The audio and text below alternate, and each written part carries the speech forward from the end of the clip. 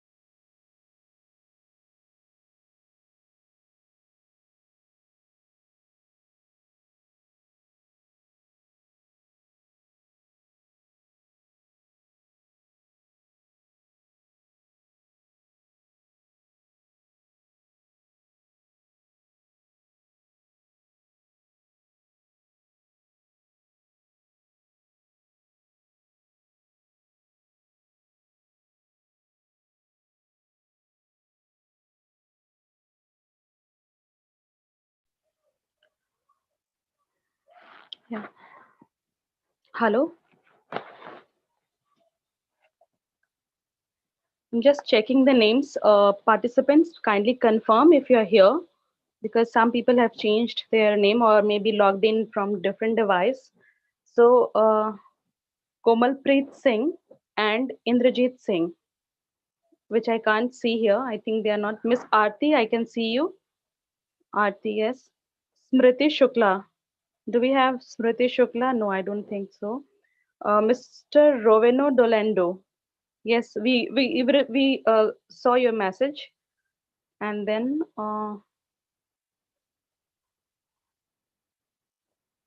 no, none other. I think, uh,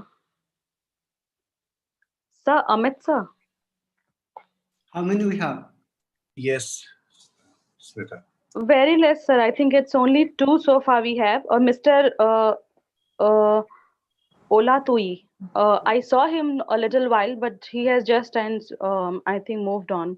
I think he might have joined some other room. We'll check. We'll check it, but let's start. So far we have two presenters, and I think we should start with them. Yes, yes, yes. Okay, fine. So, just a second. Yeah, good evening, everyone. And once again, welcome all of you in the parallel session 5, which is themed on impact of diaspora and foreign policies. Uh, Today we have Dr. Amit Mishra to chair this session, and let me introduce him briefly. Dr. Mishra is an associate professor at the School of Global Affairs, Ambedkar University, Delhi, and he has earned his doctoral degree from JNU and worked at the Center for Study of Indian Diaspora in the University of Hyderabad. He has also received his postdoctoral degree from National University of Singapore, and he has extensively worked on the area of migration and diaspora studies. So, sir, please welcome this evening in this parallel session, and it's over to you, sir. Thank you, Smita, and thank you, organizers. I'm following a couple of sessions and kind of, accept my warm wishes. And, I wish to congratulate you, all the GRFTT team, for this terrific conference, which you have put up with so much effort, and the way it's going on, it's terrific. I mean, amazing. Despite this limitations imposed by the COVID-19 crisis, uh, for mobility, for getting into all these events. But anyway, thank you, Smita. Thank you, GRFDT, for having me here. Uh, I'm entrusted with this responsibility to chair a session on impacts of diaspora on foreign policy, and which is a very, very pertinent topic, particularly in the global world uh, we are living in at the moment. Also the long history of global connectedness, which we engage with, and it's very important. Some of the new things which are coming up uh, is underlying these things, like a university, a workplace where I'm at the moment working in is a School of Global Affairs. The program I'm engaged with is called Global Studies Program. But this is not just about the about globalization, but we all have been deliberating. I mean, I'm sure the conference is deliberating on that. That how in this new world, how in this global world which we are living in, diasporas are very, very important players. They are no longer passive in this new global order. They are very, very dynamic. They are very active. They've taken up all the essential functions. They influence the policies, and that is what this session is perceived as one of. And you can see the also you can witness this from the very number of sessions. This is I presume, and Smita may correct, that impact of diaspora on foreign policies third panel. So you can see how much interest uh, is there among the students, among the scholars, among the policymakers, among the, couple of years back, when I was in the United States, I had a fellowship at Harvard on global studies. and recognizing that actually it was a long program on global studies.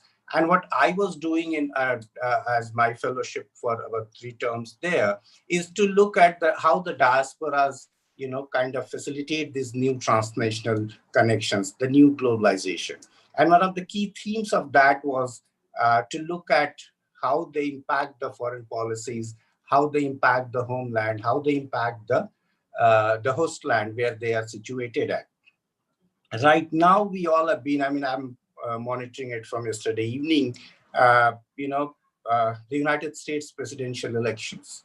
You can see how much the role diasporas have.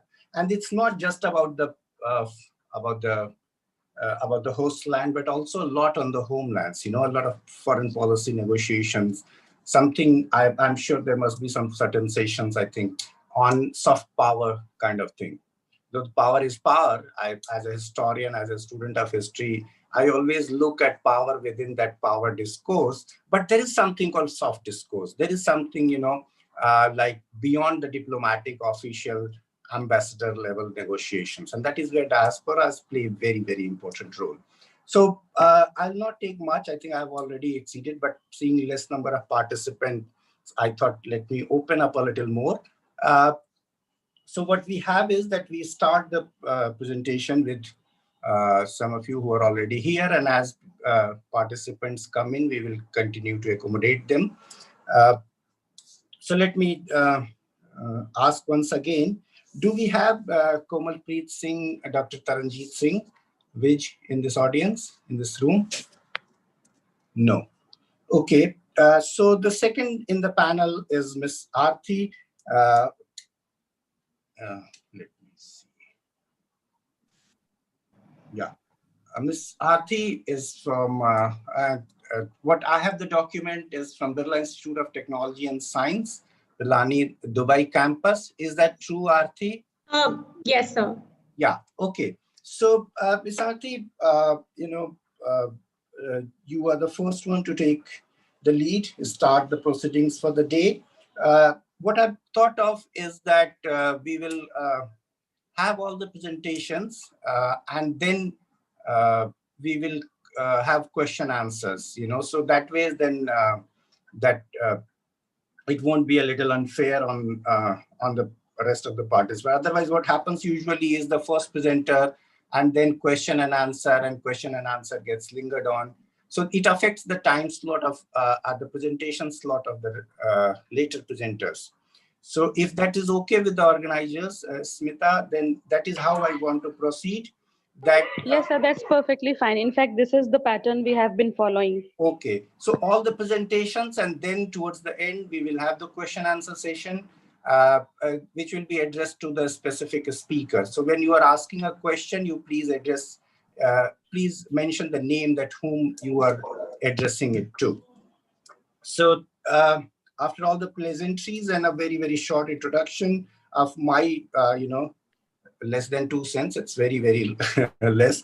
I would invite Ms. Aarti to present her paper titled Migration Policy and Governance in the Gulf Cooperation Council States, a Critical Analysis. What I've thought of, seeing less number of people so far, that Ms. Aarti, you have about 14 minutes, 15 minutes to you. So around 12 minutes, I will raise a flag and then I'll ask you to wrap up. So Aarti, it's all yours.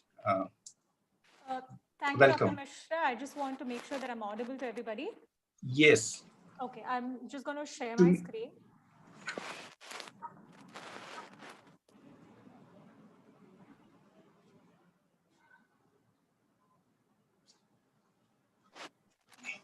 So the topic I'm going to present on today is migration policy and governance in the GCC states. I'm taking critical analysis of the policy.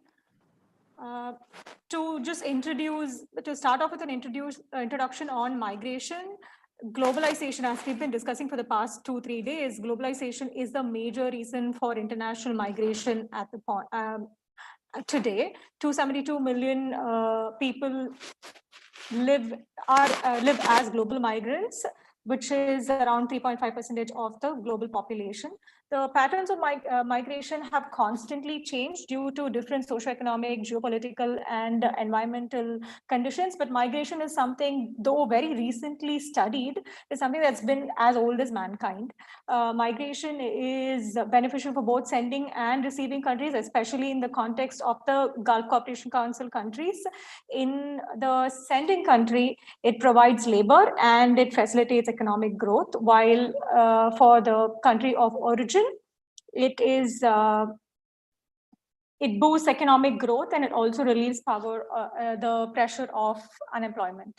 So the objectives of my study are to look at the trends and patterns of migration from the 1930s to the current date to the GCC countries, to discuss the migration policies along with the very well discussed Kafla governance system of the GCC states, and to examine the reforms that have happened, especially in the last decades.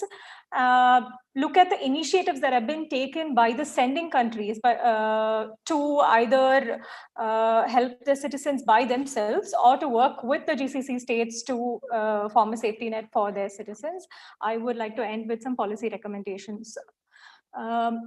So to look at the trends and patterns of migration in the GCC, it began in the 1930s as soon as the discovery of oil was made. So the first country in the GCC states to welcome migrants at all was Saudi Arabia.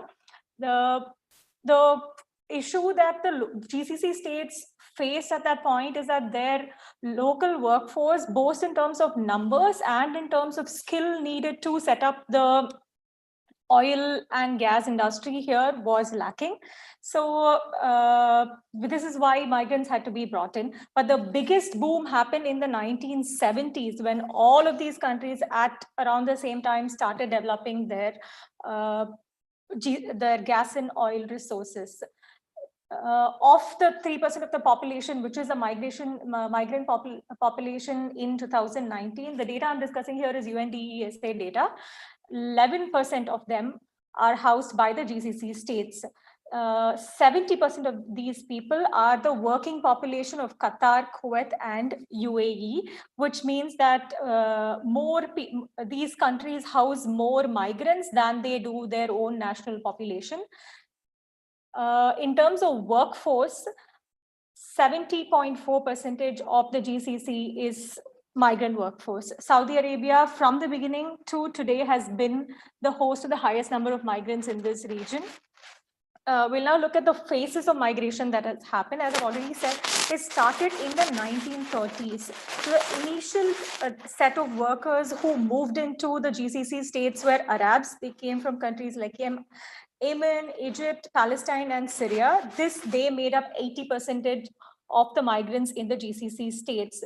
This worked initially due to the similarity in the language, their culture, and the religious compatibility.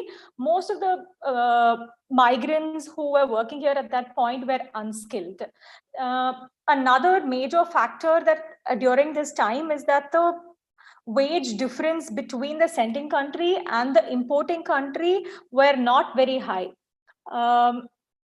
In the 1970s to 90s, Arab countries, the GCC countries, started looking at Arab migrants as a source of political activism and hence a potential threat to the political stability of their states. So they changed the migrants that they were bringing in. So phase two was started in the 1970s due to the dramatic increase in the oil price. The preference shifted from Arab migrants to Asian migrants. So some of the reasons that I found in my literature survey was that they were ready to accept lesser pay and they were to be easily controlled, as well as they were ready to leave their families behind and just come here and take up the small short-term contracts that the Gulf nations were providing. India, Bangladesh, Sri Lanka, Pakistan, and Philippines became the primary sending countries to the Gulf. The preference shifted. Another reason for the preference shifting from Arab to Asian migrants is the needs of the skilled migrants rose due to the setting up of oil and gas industry, as well as the infrastructure industry. They needed to look at skilled migrants, mostly engineers.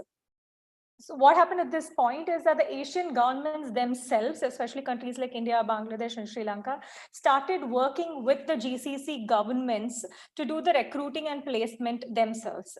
In the 1980s, 8% of the migrants to these countries were women.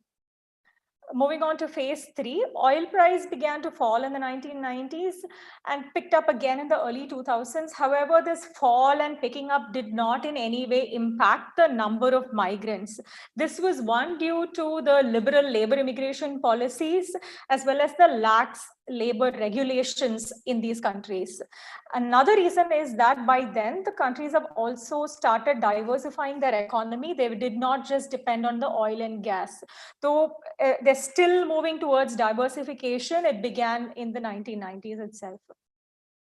Another very silent movement that was happening is at this point, the Arab migrants who had taken up pretty much the entire public sector in the GCC nations were slowly being replaced by nationals of the GCC nations. By this time, by the 2000s, the female migration numbers to the GCC countries shot up to 30%. This is the flow of migration from the 1990s to 2019 that in all of the GCC states, as you can see, Saudi has always been high on the number of migrants that they have been accepting, followed by the UAE. None of these countries has it really fallen at any point and or stagnated. The migration numbers are still going up. This is a data on sending countries. Arabs have, the number of Arabs has slowly fallen across board in all GCC nations. Asian migrants has gone up. Asian migrants dominate the workforce in the GCC nations. Moving on to migration governance. As soon as there was an influx in the migrant population flowing into these countries, they set up something called the kafla system, in which the government did not take up full responsibility of the foreign worker. The responsibility of the foreign worker was given to the sponsor or the kafil who was bringing the foreign worker into the country. They were taking financial and legal responsibility of the foreign worker. This was established to manage the migration flow into the GCC states.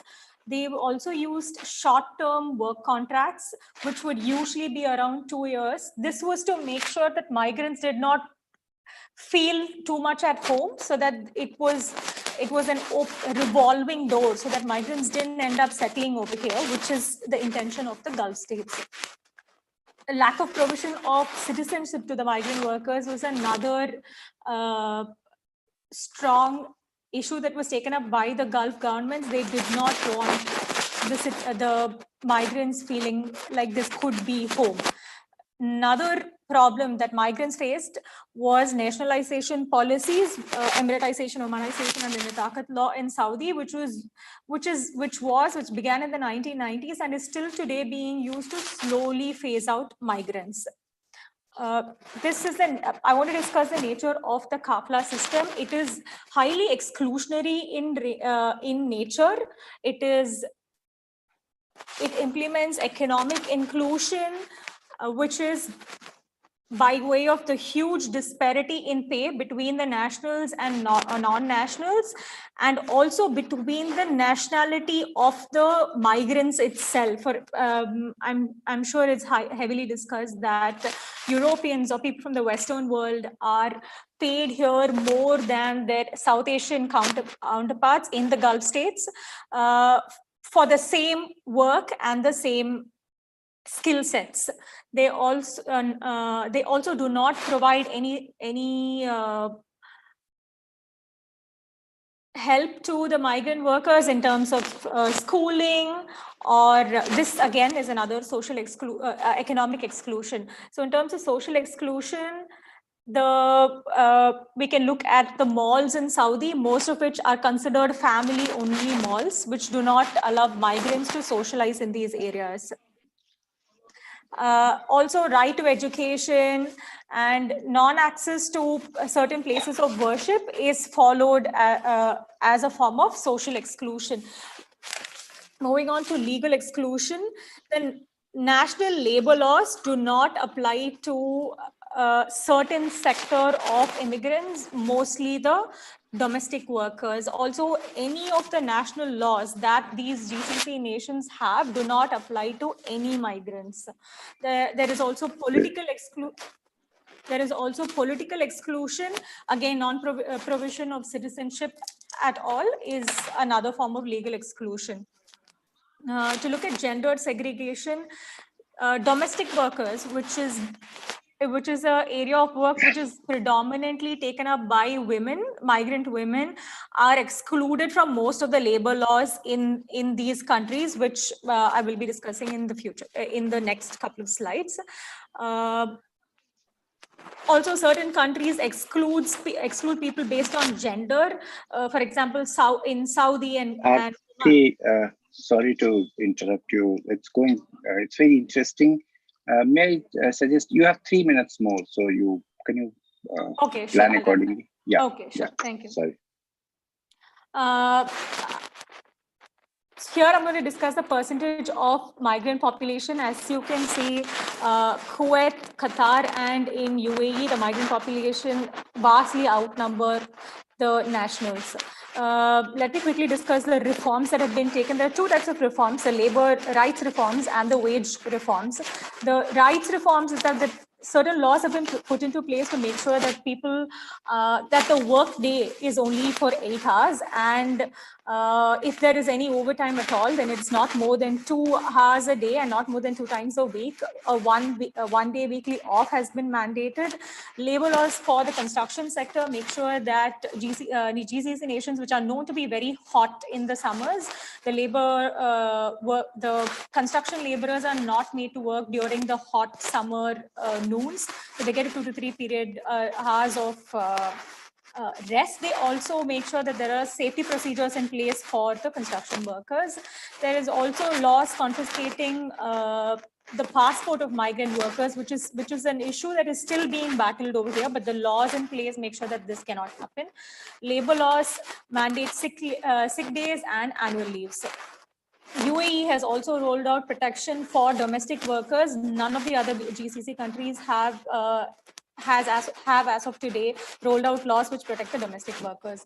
And they also, some of the reforms in the kafala system in a couple of the countries like Qatar and UAE have made sure that the current workers, they need not go back to their sponsors to get a return consent if they plan on changing their job. Also, wage protection. Another problem that migrant workers face in the GCC nations is that they are not paid on time or that they are not paid at all. So to eradicate this, an electronic system was put in place. All of the GCC countries other than Bahrain have already rolled this out. So the governments can keep an eye on how much and when the wage is being paid. So UAE has this year included the domestic workers also into the purview of this law. Kuwait and Qatar have also mandated a minimum wage. Other than this, paternity and maternity leaves have been mandated by Saudi, Bahrain, and UAE.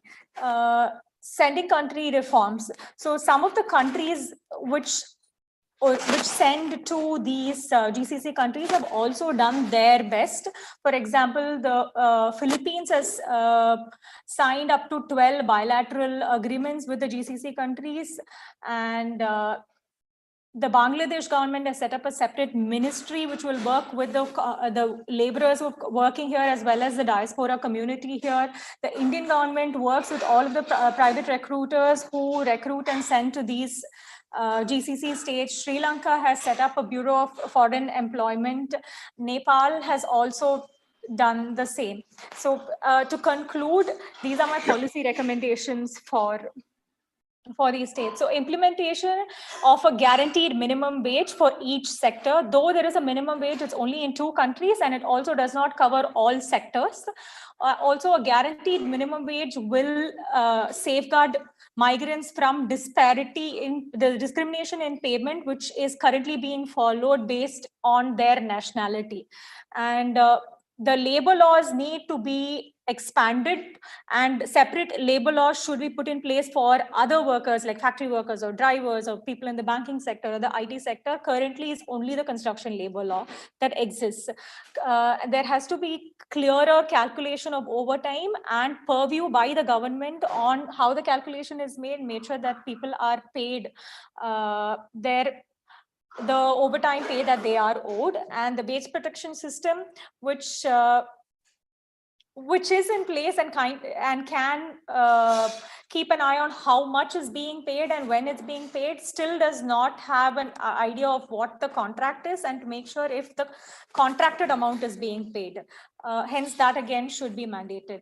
And while countries are moving away from the very restrictive CAPLA system, it has not been abolished as yet. This has to go, and and GCC must take a more institutionalized approach to migration and elimination of middlemen in the hiring process, as well as sending countries getting together to work with the GCC states. This is already has started in the Abu Dhabi dialogues, but a more aggressive action is necessary. Also, the labor laws that are currently in place in the GCC states do not align with the ILO standards. This needs to change. If there is more time, I can discuss the gaps in research or Dr. Some Amit. of these we may pick up during the course of question and answer. Thank you very much, Ms. Sarthi, for this very good overview, and also what is very interesting is this kind of pointing out certain concrete suggestions. So thank you very much with this. Let me check again. Do we have Ms. Komalpreet back joined now? Komalpreet Singh? No? Okay, so going by the order, the next is Ms. Smriti Shukla. Is she around? Yes, sir. I'm present. Okay, yes. Good to see you. The topic of a paper presentation today is a study of EU's migration governing policy. So much pertinent, for last week, the way things have been happening in European Union in last 1 week. So yes, welcome, Mr. Smithy. As usual, about 12 minutes, I raise an alarm, and then 2-3 minutes to wrap up. Okay? Okay, thank you, sir. All to you.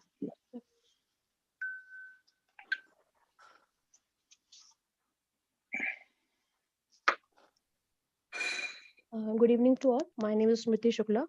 My topic is a study of EU's migration governing policy. Coming up to introduction, this paper is analyzing migration governing policy of European Union with a specific reference to Morocco, which is strategically located on northwest tip of Africa, and it is one of the major route of migrants striving for Europe. This paper focuses on use of diplomatic and technological challenge by European Union to tackle irregular migration. This word of tackle is most of the time used by European Union in their documents. Coming up to the conceptual framework, the definition of migration is given by Thomas Nail in his book, The Political Centrality of the Migrant. He explains that whilst everyone who crosses border is a migrant, their movement might differ as of reason, opportunity, recreation, and profit. UNHCR defines migrant as someone who chooses to move mainly to improve his or her life. Political theory has largely failed to encapsulate migrants because it focuses excessively on states and citizenship. Another reason and difficulty of theorizing migrant is also because it includes a wide range of people who are all in very different situations, and they migrate because of different reasons, because of different experience and different aspirations. Yet all of them have one common thing, that is movement. Coming up to best definition of irregular migrants, it's given by Nicolas de Genovo in his book, The Legal Production of Mexican Migrants, Illegality in Governing Immigration Through Crime.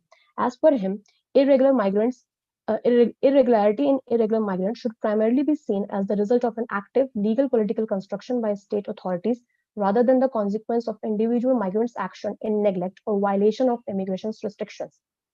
IOM defines International Organization of Migration defines migration policy as the combined framework of legal norms, laws, and regulations, as well as organizational structures at national, regional, or international level, and the relevant process that shapes and regulates states' approach toward migration in all its forms.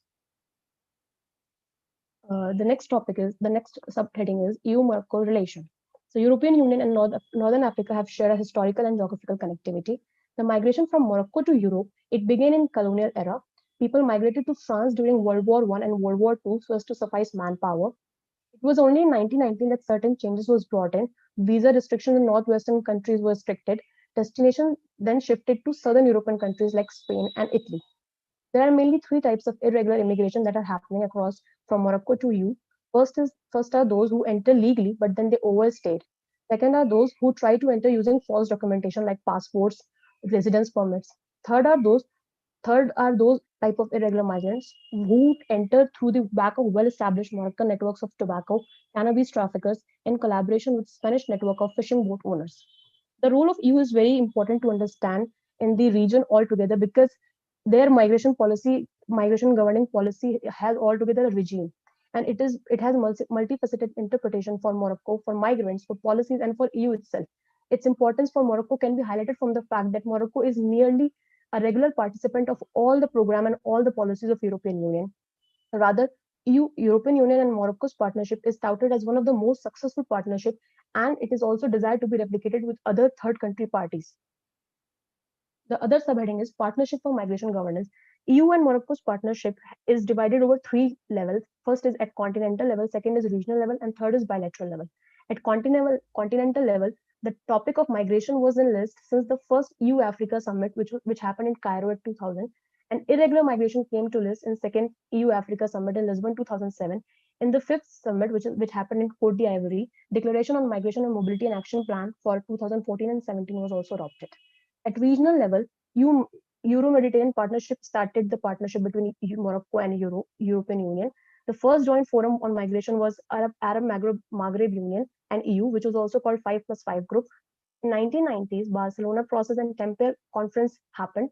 The importance of these conferences is that it was for the first time that third countries were also included in EU's migration governing policy, and their partnership was also considered important.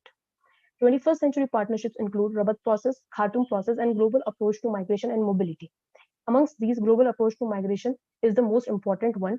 It was launched in 2005 and it advocates four working pillars: irregular migration, legal migration, migration and development, and international protection.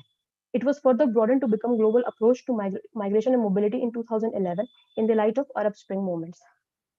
Morocco has been given mobility partnership in 2013. So mobility partnership ensures that Morocco will be committed on reducing irregular migration, and it also wants conclusion of free admission agreement to return citizens with no right to stay in Europe, stricter border management, and curbing trafficking and smuggling network. As per International Center for Migration Policy and Development, nearly 33% of global approach to migration and mobility fund goes to border management, and only 4% of this is spent on socio-economic integration of migrants in European Union. EU has also funded 35 million euros to Morocco under its migration policy in 2016. The other such policy is European Neighbourhood Policy. This policy was mainly for Western Balkan countries, which EU further extended to southern neighbor also, but it does not have any future EU membership, which it has for Western Balkan countries. The mandate of this policy is stability and peace around EU's borders, and one of the major domains is migration and mobility. As per stability and peace, European Union in its strategic paper, European Commission in its strategic paper defines stability and peace around EU is well-governed, a set of well-governed countries around European Union. And the definition of well-governed countries is also provided by European Union only, which has nearly no say of other partner countries. The funding in European neighborhood policies through European neighborhood instrument, highest weightage again is given to border management, which is 93 million euros, and lowest is given to institutional support and capacity building and rights of migrants, which is 23 million euros. Morocco has obtained advanced status in 2008 in European neighborhood policy. At bilateral level, Spain has deeper connection with Morocco on the topic of irregular migration and regular migration as well. Both of them signed Treaty of Friendship in 1991, which was focusing on managing irregular migration along enforcing border controls to ensure peace and security. Now, this treaty was further enhanced in 1992 to become movement of people, the transit and the readmission of foreigners who have entered illegally. It ensures that the third country nationals will be repatriated to Morocco, provided the Spanish authority can prove that they have transited via Morocco route to reach to Ceuta and Melilla. These two cities are very important because they are Spanish enclaves present in Morocco. So these two cities are the major cause of most of the irregular migration happening through Morocco, because they are territorially present in Morocco, but they are Spanish, or rather they are municipalities of European Union. So, but they are very much reachable for irregular migrants, and they are very much reachable through Morocco. So they see a heavy flow of irregular migrants. So what are the issues with these partnerships is, first of all, the stability and peace of EU is very primary. So they don't consider what is important for their neighbors. They don't consider what is the need of their neighbors. So neighbors' needs are very much secondary, and the EU's needs are very much primary. The outcome is also supposed to be very much Euro moved and Euro desired and Euro needed. The other problem is that they have one size fits for all approach, in the sense that they consider the neighbor in the east and neighbor in the south, they all are same socially and economically and politically. Therefore, they have provided one size for all of them. They don't consider individual countries and individual issues that these countries are facing in dealing with these migrants. Another serious issue that has happened between European Union and Morocco is European Union's demand of return, readmission, and reintegration in third country. Now, this is the very major issue between European Union and Morocco, because this is the only issue where Morocco has clashed with European Union, because it does not give up to this demand, where European Union has been constantly pushing for Morocco to accept this demand and to accept all those migrants, all irregular migrants that are staying in European Union, to take it back to Morocco. Now, coming up to the second subunit, which is about use of technology, how European Union's exacerbated hefty border installations has helped European Union or has not helped in controlling irregular migration, and how they are using technology to it. So it is to understand the hefty measures adopted by European Union to irregular migration. It includes installation of Eurosur.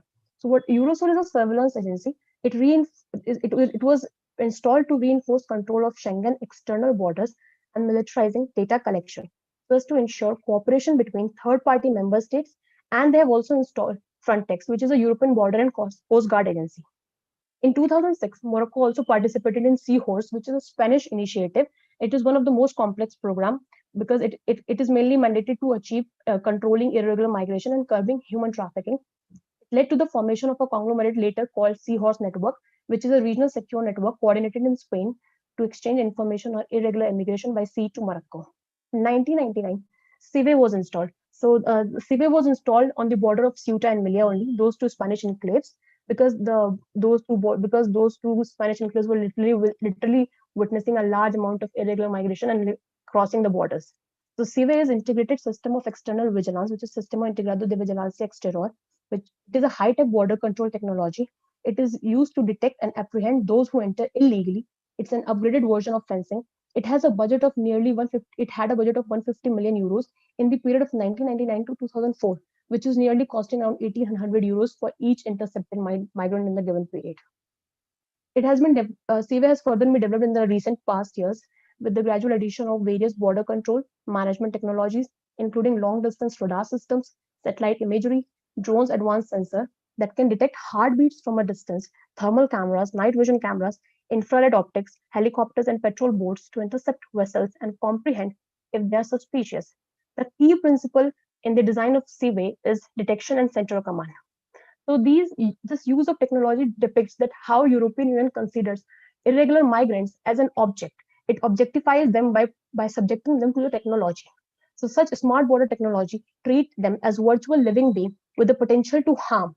It helps to create border as a defense picture, and it silences all the stories of these people. They all have a background, they all have subjectivity to understand, and it kind of silences them all, and it reduces them to their presence as an object. In the conclusion, I wanted to explain whether such hefty measures, such regional level partnership, and such hefty amount of funding has actually helped European Union in curbing irregular migrant or not. So, given the data by Frontex, which is their own surveillance agency, with the initial installment of Frontex, there was initial decline in migration from 2005 to 2015. But the long-term impact is not at all justified as per the amount spent on the border control, because irregular migrants, there has been an inflated surge in migrant movement in the period of 2015 and 2018, and the number dwindles in the sense that in 2017 the number might decline, in 2017 again it will increase. Coming up to the region of Morocco, which is in the Western Mediterranean, that the impact of these technologies, these regional partnerships, these funding has been not very good, because Western Mediterranean route in 2018 has witnessed an exponential high of 44% share of irregular migrants amongst all the Mediterranean routes. So this has been explained by Professor Heinrich Haas, who says this thing in his book, Revisiting Moroccan Migration, who has said this thing in his book, that the reason for not having the imagined declination in the number of irregular migrants is because the governments are paying a lip service. Because somewhere these irregular migrants are economically very important even for Morocco as well as for European, as they are very helpful in providing cheap labor in agriculture, construction sector, and etc. Thank you. Thank you, Smriti, for this nice long overview and presenting it with certain historical context, which is very, very important to understand the contemporaries. Also, thank you very much for keeping within the time, well within the time. So we come back to you in the question answer session. The next is Mr. Roveno Dolendo. Yes. So Mr. Roller, just a minute. I need to open my window. Yeah. So sorry. Yeah. There are multiple. So Mr. Roveno Dolendo Cinco. I'm sorry if I'm pronouncing it. We have very limited way to pronounce the non-British, non-Americans names. So he's from Miriam College. Where is it based, located, this college, Roveno? We're from the Philippines, sir. Philippines. Okay. So Mr. Roveno will be talking about democracy, within brackets, non-democracy in the Philippine industrial system, the case for ratifying Convention 181. Over to you, Roveno. Okay, thank you, sir. Now let me just share my screen.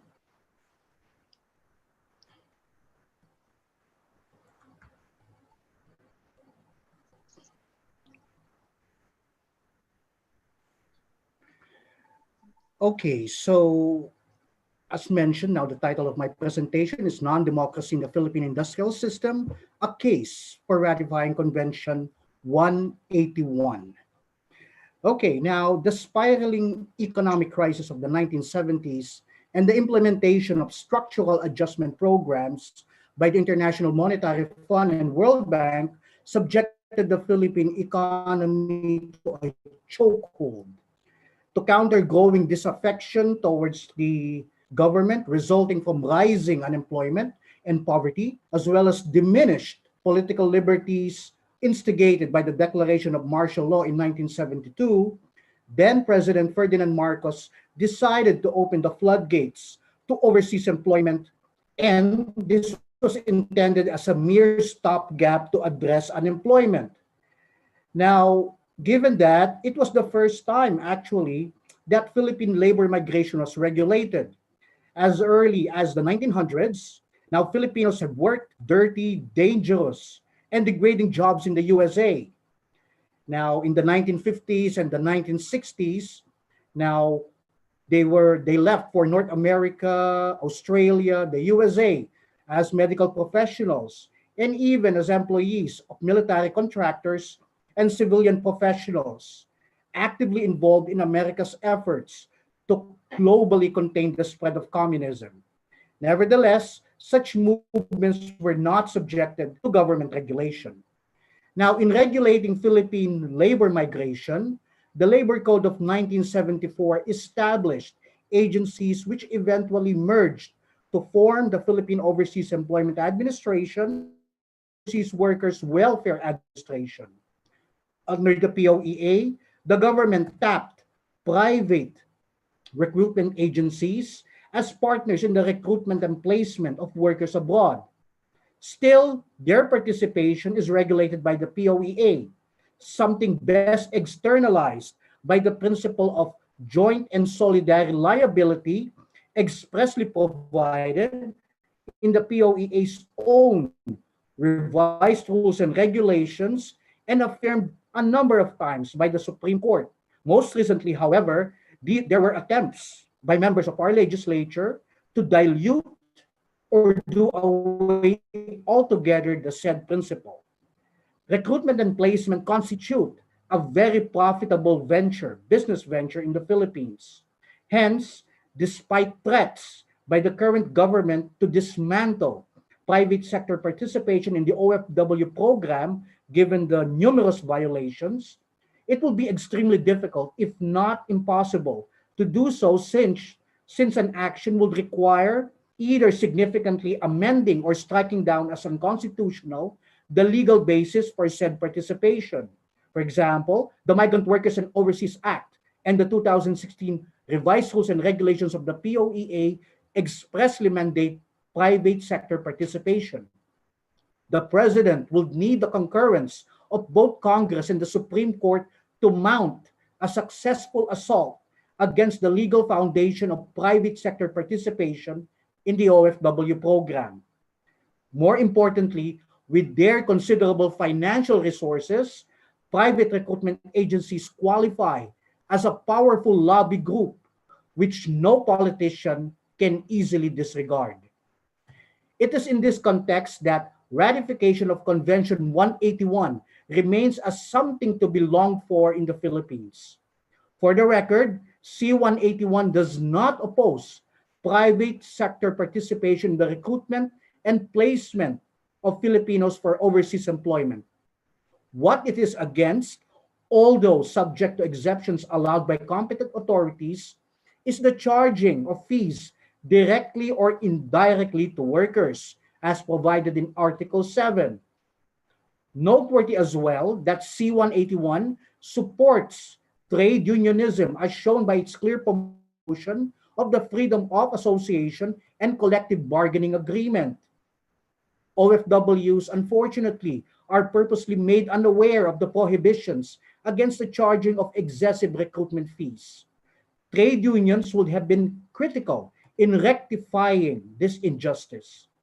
However, with the recently signed Anti-Terrorism Act of 2020 now in effect, trade unionists are once again fair game to state persecution given they're constantly being tagged as communist sympathizers.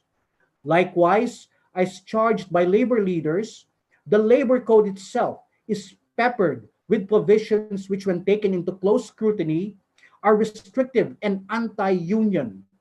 Maintaining industrial peace, something which favors the current neoliberalist capitalist setup, continues to hold precedence over promoting workers' rights, local and migrant. Now, other than having a high correlation with democracy, which in the Philippines is fast becoming more of a mere subject for theoretical discussions than something actually lived and experienced across all sectors, the World Employment Confederation has confirmed that countries which have ratified C-181 enjoy the following benefits: lower levels of informal and undeclared employment, full respect for the right to strike, protection of agency workers from excessive fee charging, and better wages for agency employees. With the state of affairs, now these benefits are what OFWs in particular and Filipino labor in general are being denied, given the country's persistent refusal to ratify Convention 181.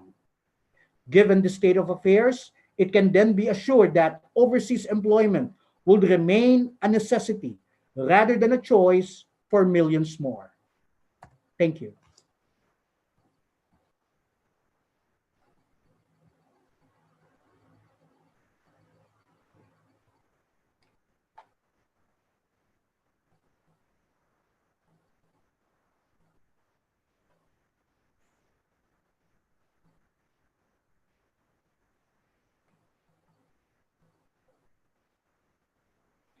Okay, so that ends the presentation.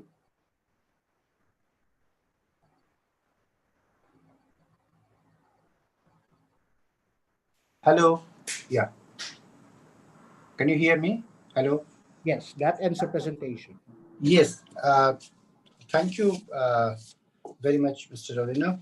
Uh, yeah. Yes. Next is Miss Olga. Let me see the.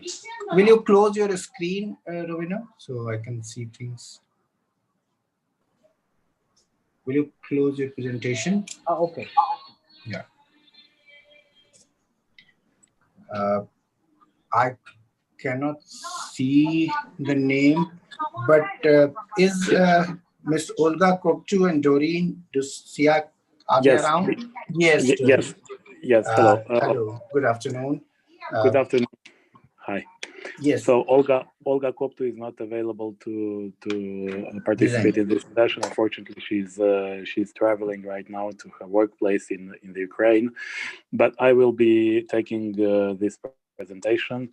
So my name is Dorin Dusiak. I'm a co-founder of the Institute Pro West, based in Chisinau in the Republic of Moldova, and I'm also president of the Association for Integration of Migrants in Paris, France. I live in France for the last 21 years. I'm originating from the Republic of Moldova, which is a small country situated in the Eastern Europe. It has become independent in 1991 after the downfall of the Soviet Union. So the title of our presentation today is Diaspora, Migration and Development Policies, Example of Migration Governance in Moldova. It should be stated that Moldova is known in the entire world to have undergone one of the largest waves of emigration during the past 20 years. From an original population of about 4.2 million persons at the beginning of the 1990s, so almost 30 years ago. Today, the remaining population is estimated at 3 million persons, so close to 1.5 million persons on 4.5, so close to 30% of the original population has left the Republic of Moldova. It should be mentioned that proportionally, as a proportion of the original population, this is considered to be probably the most important exodus of population from a given territory in times of peace. So the Moldovan diaspora accounts approximately 1.2, 1.4 million persons today, and the governance of this whole domain is very new to the Republic of Moldova. It should be stated also that the governance of the diaspora, migration and development field in the Republic of Moldova has actually began in 2009-2010, when the political majority in the Moldovan parliament has changed, and a pro-European majority has actually acknowledged the importance of the immigration phenomenon and the importance of the contribution of the Moldovan diaspora to the development of the home country. In 2012, 2 years after arriving to power, this same pro-European coalition formed by 3 parties, center-right parties, have actually formed within the government the Bureau for Relations with Diaspora, the BRD, which is actually today the state agency or the central institution within the Moldovan government dealing with the diaspora, migration and development domain. The development of this domain has continued throughout the next years, and actually an important benchmark of this development is the adoption of the government decision number 725 in 2017, so several years later, because developments in this field are actually quite slow. In this document, actually, the government of the Republic of Moldova has institutionalized the DMD state policy coordination mechanism. I will explain further on what this coordination mechanism consists of. It also should be stated that by the same government decision, an interministerial committee on the diaspora, migration and development sector has been established.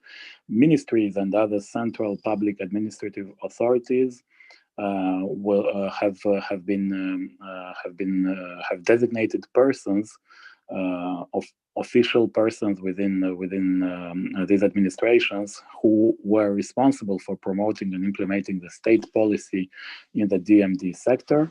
And also, one thing which is really important is that there is a local public authorities dimension to the implementation and of the integrated approach in the diaspora migration and development sector, which has been provided for by this government decision number 725 from 2017. So the Bureau for Relations with Diaspora, the BRD, which is part of the state chancellery of the government of the Republic of Moldova, has actually the role of coordination and implementation of the field-related policies.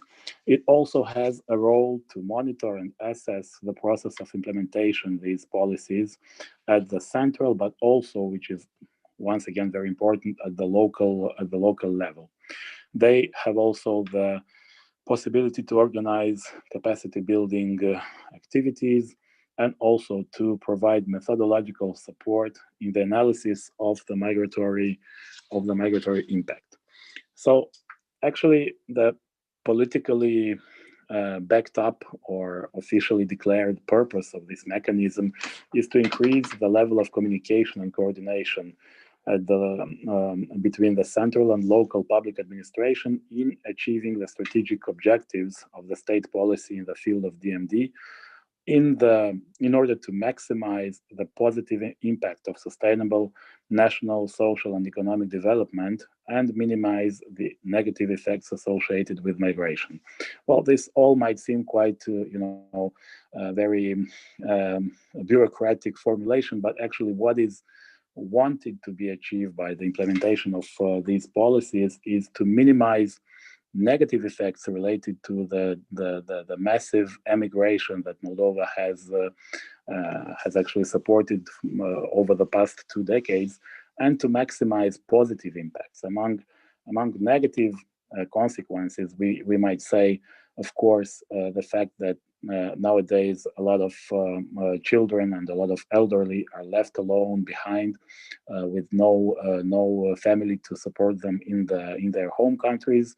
A lot of fields of activity are suffering because they simply do not have enough manpower, enough supply of manpower, and of course the national infrastructure also is suffering because when there is not enough manpower in some key fields, then all economy and all the state administration sectors will be suffering.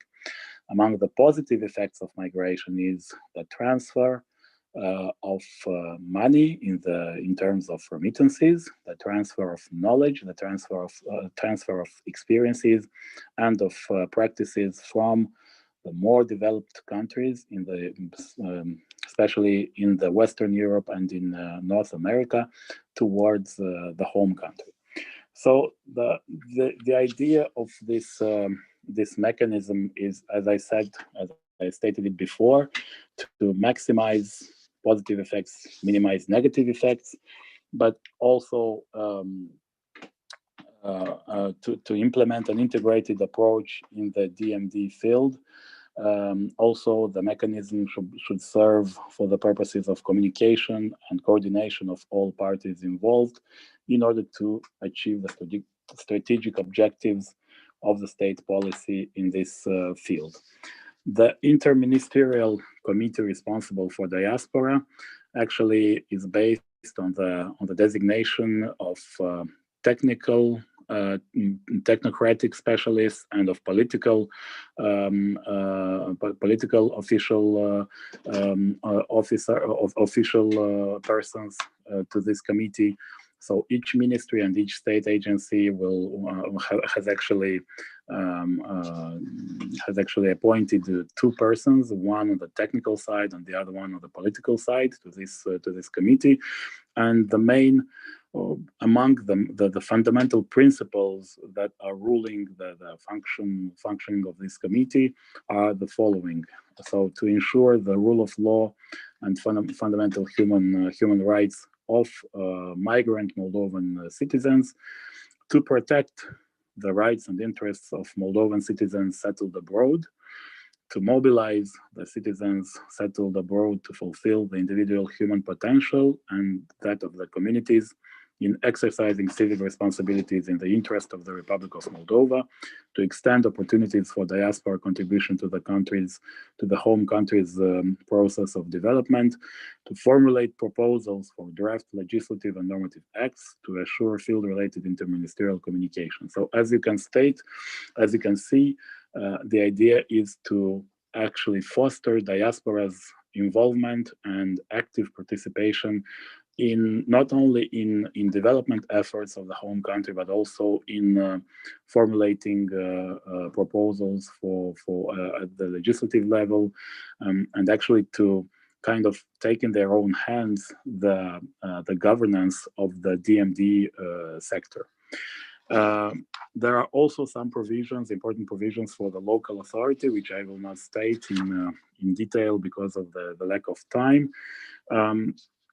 As a conclusion, I will just say that the Republic of Moldova has recently undertaken a series of important steps toward an efficient management of the migration development nexus, basing these processes on pursuing return migration rather than circular migration will actually generate tangible results.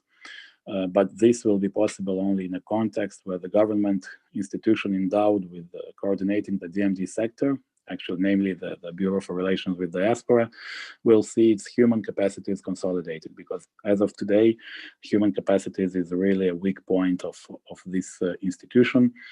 So an evolution of the BRD towards an independent state agency will enhance its role in the management of the DMD sector in Moldova. And one of the possibilities to achieve this rapidly and without very much spending is actually to rise the chief of the bureau to the rank of deputy prime minister in the Moldovan government. This option has already been discussed in the past. Unfortunately, it has not yet become a reality. But it is clear that in a country where massive migration affects each family, the DMD sector needs special attention and consideration from the government. So this was my speech, my presentation. Thank you very much. I will be looking forward for your questions. Thank you, Durin, for this very interesting insights coming from a rather unknown for many of us Eastern European Republic, Moldova. So yeah, thank you very much. I'm also looking forward to some more insights in the question and answer session. Mr. Olatui from Nigeria, is he around? No. Okay. So with Mr. Olatui not being here, we move to our last paper for this panel.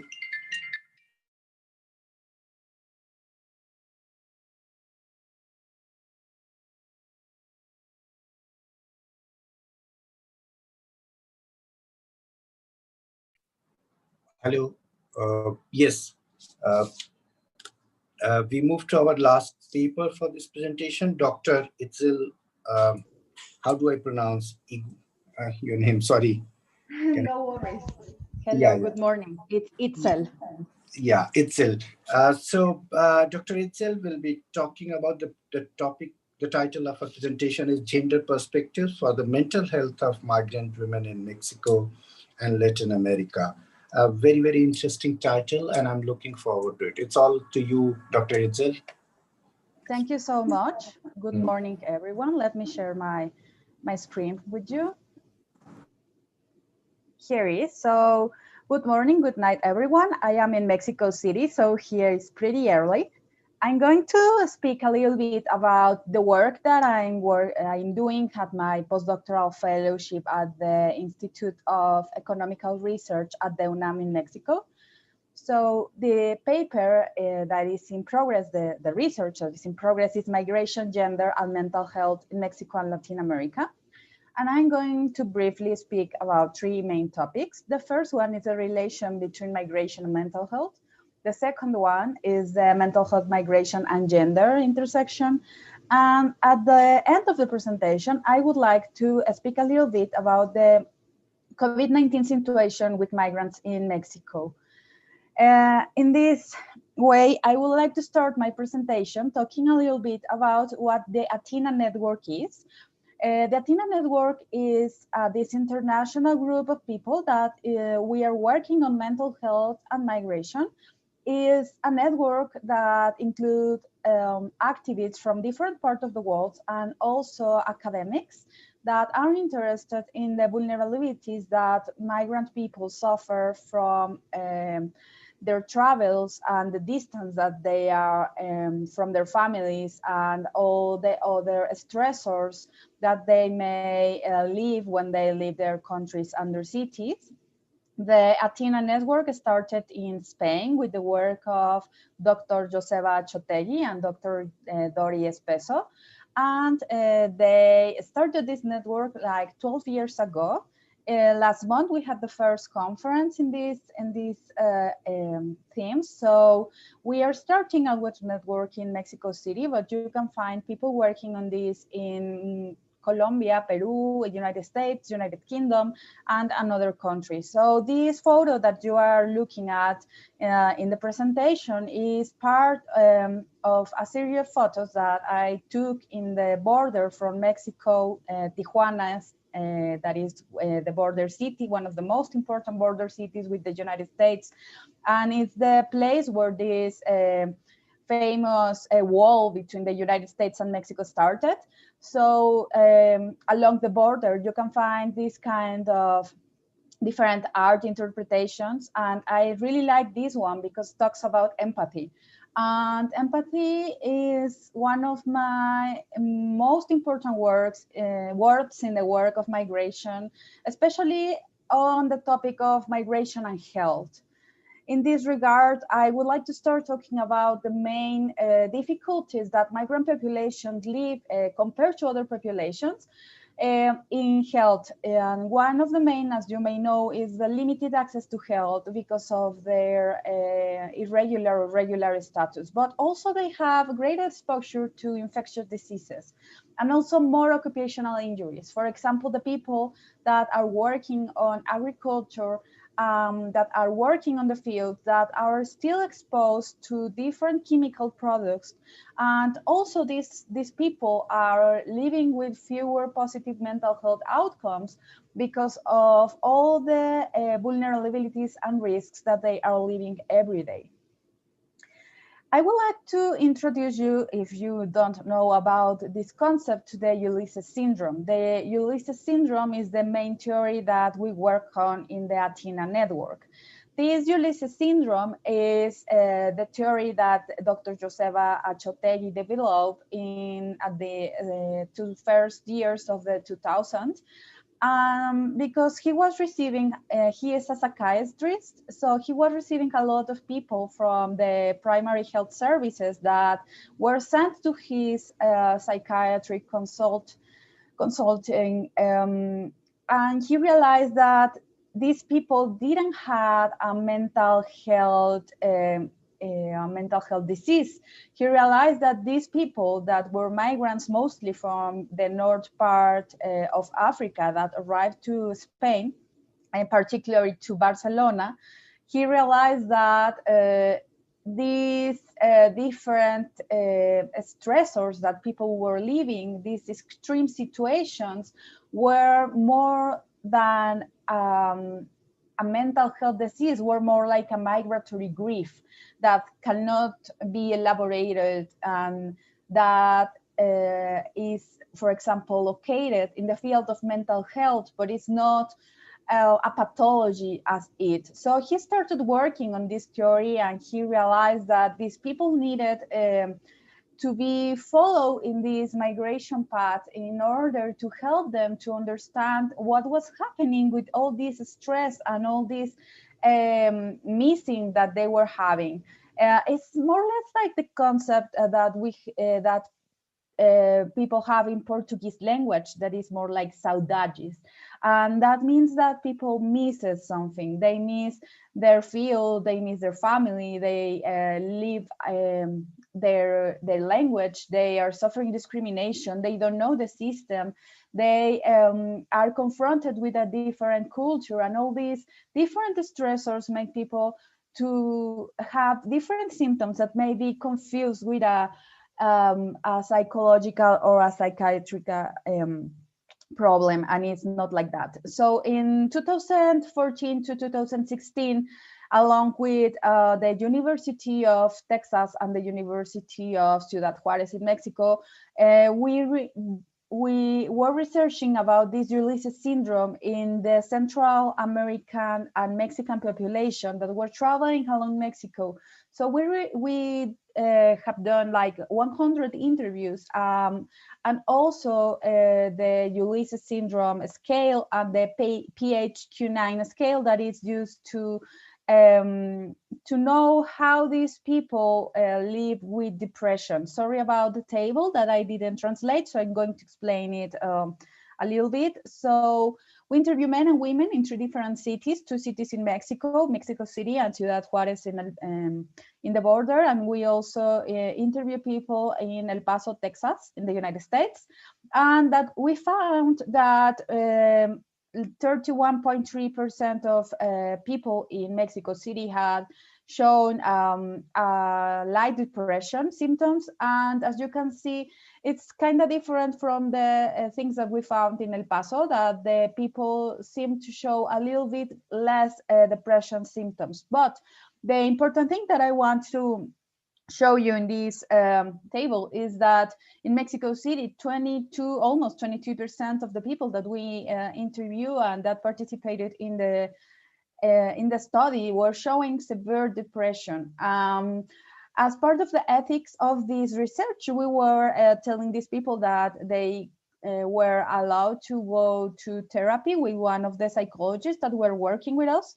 But it's very, very important to know that these psychological processes that people are suffering are related to what Médecins Sans Frontières found in Mexico when they were attending people about different health situations. They found that 66.5% of the people that they were assisting in Mexico had anxiety and stress, and almost 50% also were in constant worry because they were suffering from different violent situations when they were traveling through the country, and also when they arrived to the north border with the United States, they were also finding themselves in these violent and difficult situations because they have to live a lot of time in the border and they don't have the more essential human rights there, because sometimes they don't have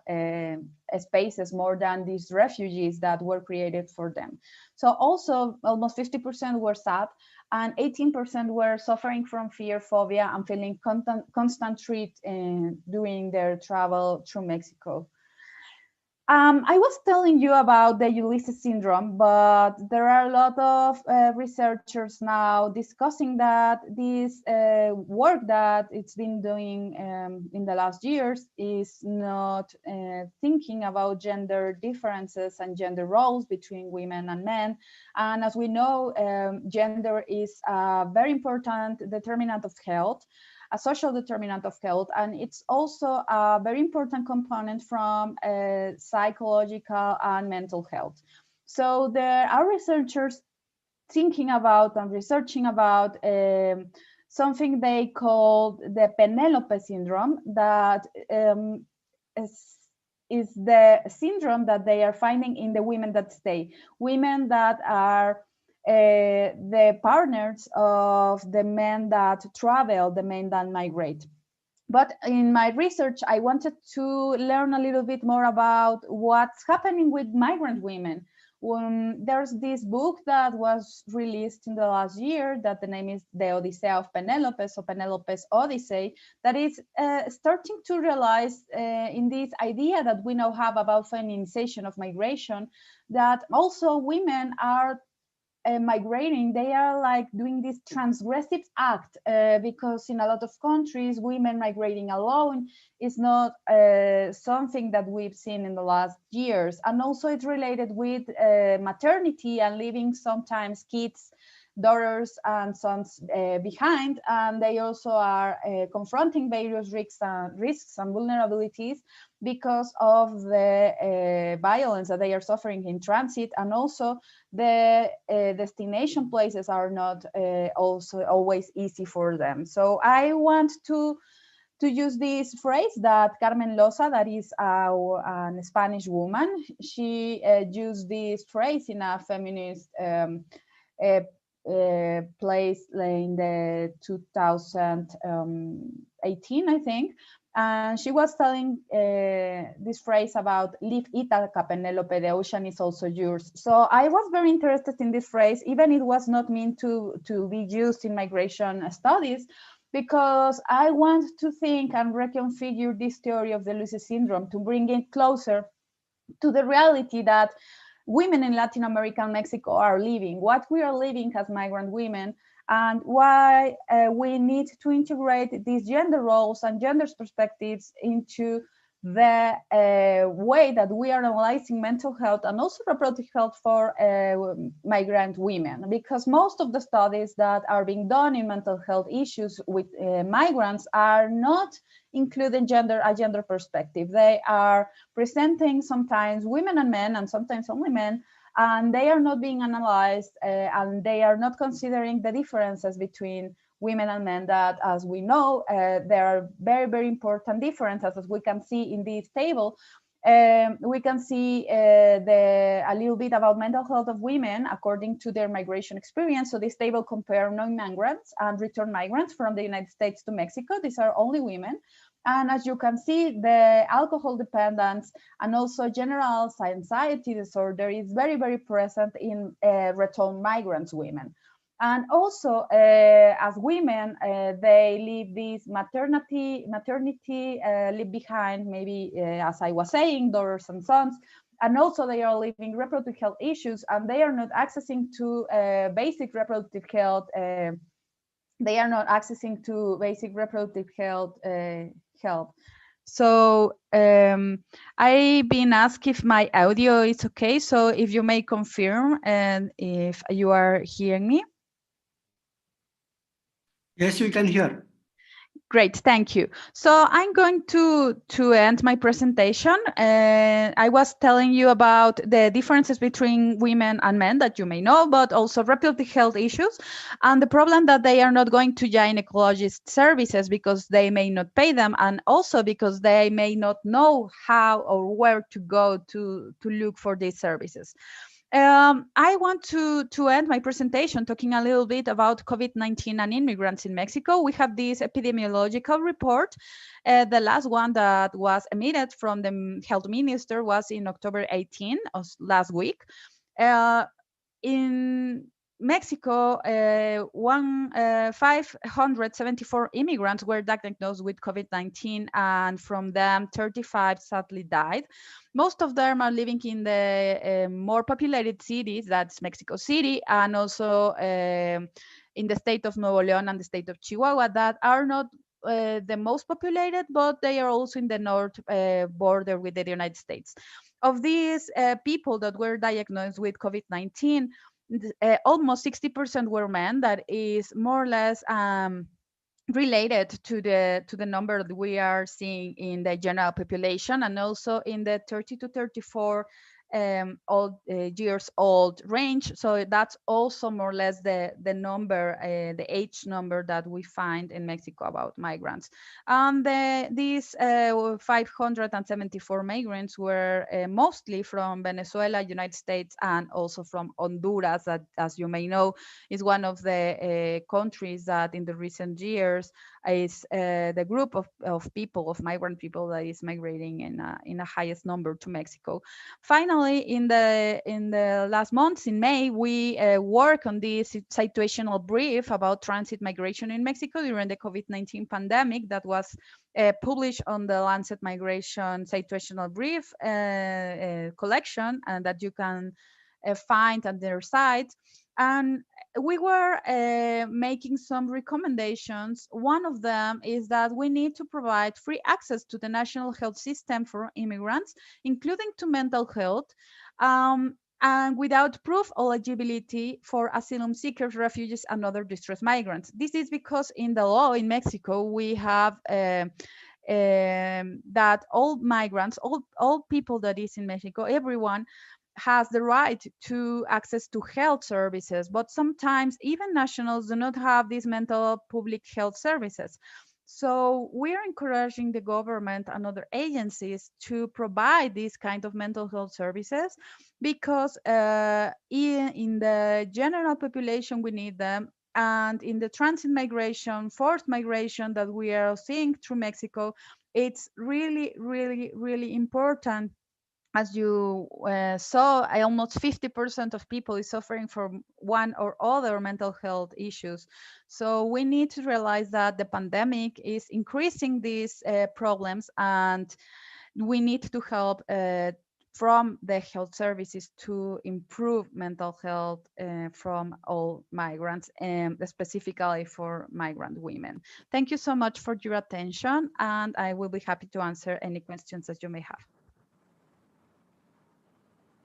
Thank you, Dr. Isel, for very, very interesting paper and something which I was always looking, forward to. I always wonder also in the class many a times, we when I teach course on migration, it's more into diaspora, it's more into the social cultural. Please wonder that, after, up in addition to the social, cultural, economic, all we talk, a lot of this displacement, a lot of this, mobility which we talk about is actually psychological, the sense of loss, there is a lot of literature. I mean, people from literature, Spanish literature, English literature, Hindi literature, I mean, all the literature which talks about migrant sensibilities, they talk about this sense of loss.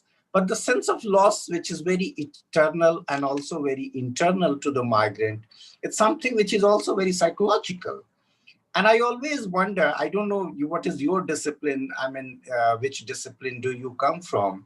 But I have always wondered that, why there are so few psychologists engaging with this discipline.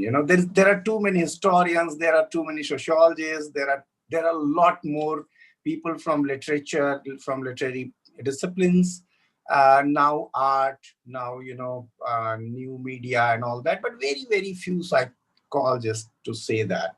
But I'm very happy to hear you, and would love to follow your work, whatever the outputs, the publications. Yeah. So thank you very much for this very, very interesting insight, bringing this very interesting insight into our discussions.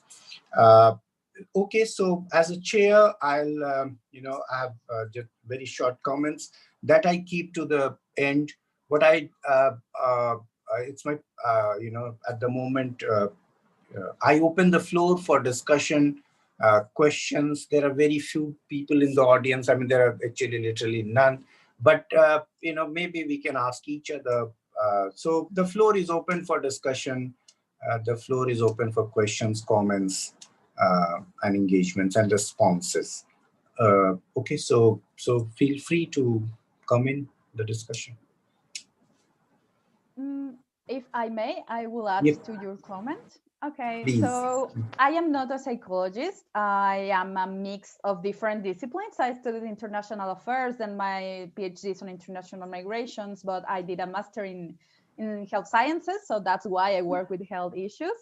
But happily, I can say that in Mexico and some other parts of Latin America, we are seeing a lot of psychologists that are integrating to work with international migrants. And also that makes me really happy because in the interviews that I've done for this project, one of the highlights is that these migrant women are asking for psychologists that are really that they really know how to work with migrants, that they really understand what's to be a migrant and what they live. So I really think that we may need to improve this, not only mental health services and psychological and psychiatry services, but also to prepare these psychologists to help migrants, tell them and maybe, I don't know, to make this master or a diploma or some kind of course or training for them so they can understand how to work with migrant populations. Yes, thank you very much. Yeah, some questions, some comments from others. The range of papers were very diverse, very interesting issues they try to pick up. So I'm sure there must be some kind of a... And also, this is not my master's class where the students have the agreement that you don't... whenever we do this undergrad presentations, particularly, the students come with a kind of a agreement within them that, well, you don't ask me anything, I don't ask you. Yeah, I'm looking forward to some comments, some questions, please.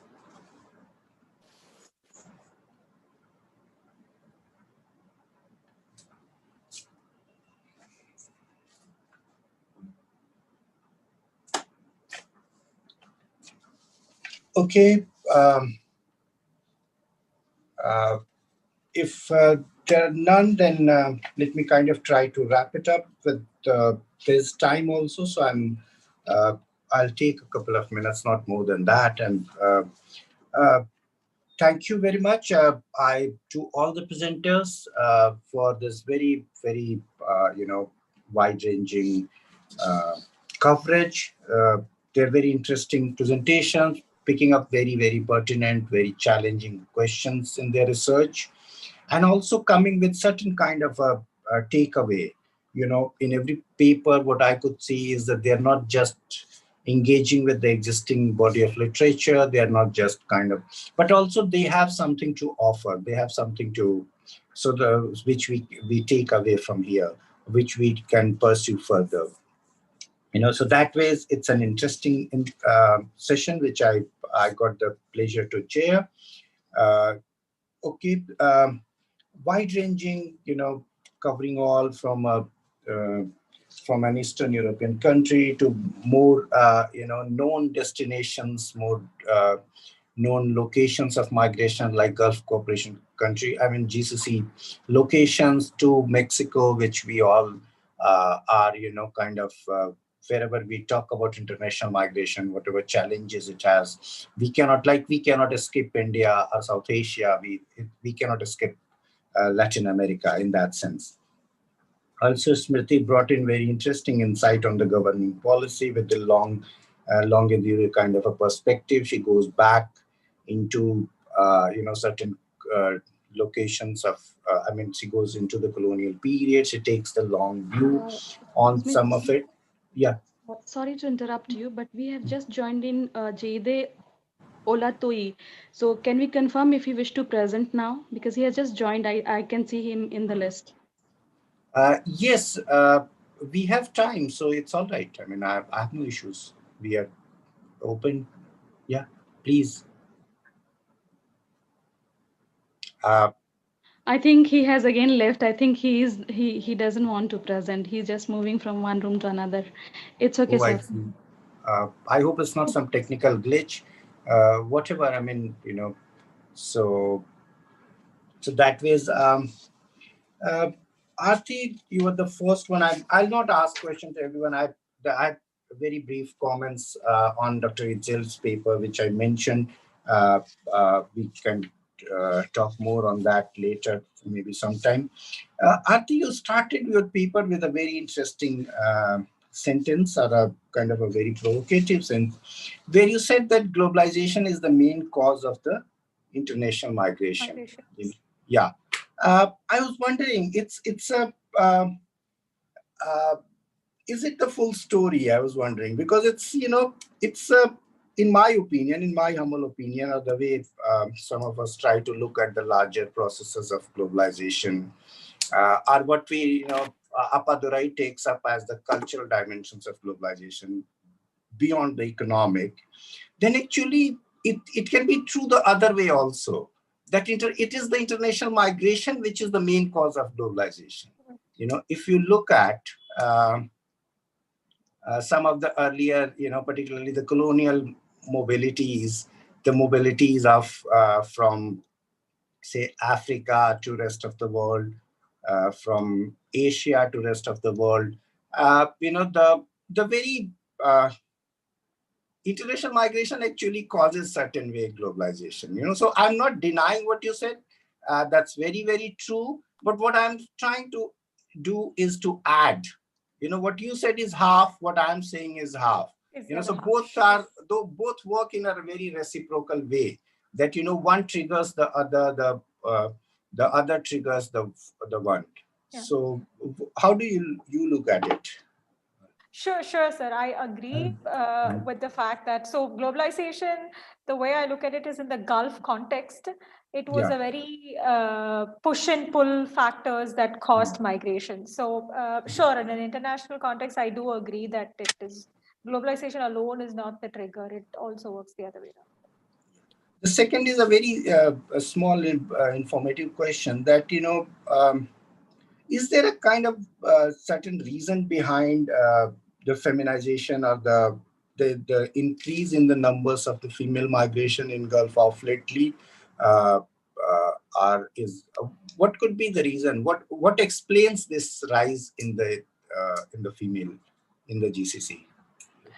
So during my literature review, I've seen some very few papers on which are concentrated on female migration in the Gulf. Most of these workers are domestic workers, and the reasoning that's been made in these papers so far in my literature study is that the quality of life and the income has grown for the skilled laborers as well as the national population, the nationalities who live here, the natives who live here, which then expands their necessity for a bigger domestic workforce.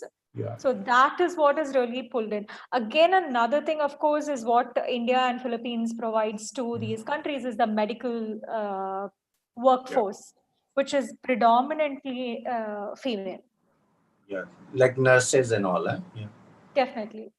Yeah. Okay. Thank you very much. Okay. So anyone of you who want to add something which you thought you could not add, you could not talk about, or anything to comment on each other, is most welcome. Otherwise, I thank you all and close it. So do any one of you want to add something to what you have already said, something which you feel you missed while talking about, or if it's all right? Sure, if we have the time, I would like to speak about the gaps in research. Yeah. Okay, fair enough. Yeah.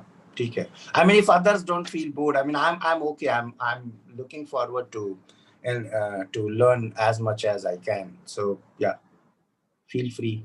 Okay, great. So academic research. Yeah, brief. Yeah. I'll be brief. Yeah.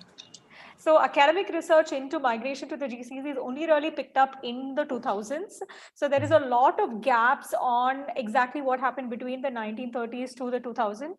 So study on that. And another thing, of course, is government data for that period also is pretty much non-existent. So looking into that would give us an idea of the historical context of migration to the Gulf. Again, there's not a lot of study in the implementation of the reforms that have been made. I've discussed the reforms, but how far have they been implemented is something that's lacking, and I would love to look into that. Okay. Yes, and again, nationalization, which in countries like Kuwait is happening at a much faster pace now in the last year, in 2020 alone, is again something that academia has not taken interest in yet, and I feel that that's an area that needs to be looked into. The effect that nationalization policies have on immigrants, especially immigrants who've been in the government sector in countries like Saudi and Kuwait for decades. I hope some of this you are taking up in your upcoming research, your forthcoming research work. Okay, so thank you all. If that's all, and I thank you all again for this very interesting session, presenting your research to all of us. I learned a lot in this, and it's not just a formality, but yes, indeed, I learned a lot from this presentation, these presentations. Thank you all for this very stimulating discussion and presentation session. So I close. Smita, I hand over to Smita, who coordinates on behalf of the organizers. So, Thank you, yes. sir. And I would like to thank all the participants here who have made a very wonderful presentations. Though because of different time zones, we really had a less audience, but I think it's understandable. And I really thank you all. And I extend my special thanks to Amit Mishra, sir, for chairing the session so well. So now we come to the end of the session, and I would like you to request to tune in at 7:50.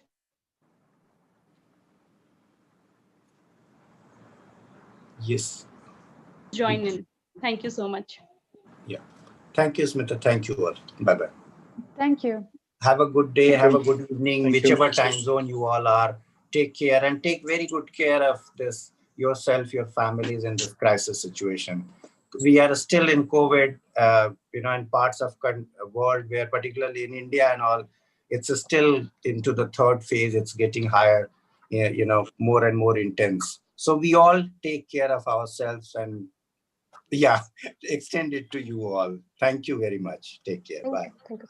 Thank you. Thank Bye-bye. you, Thank you. Dr. Aditi and Smita and all the participants. We want the papers, revised paper within a month time, and we'll see some of the best publisher in the world. Thank you all once again. Thank you, Amit Bhai. Thank you, Sadanand. Thank you.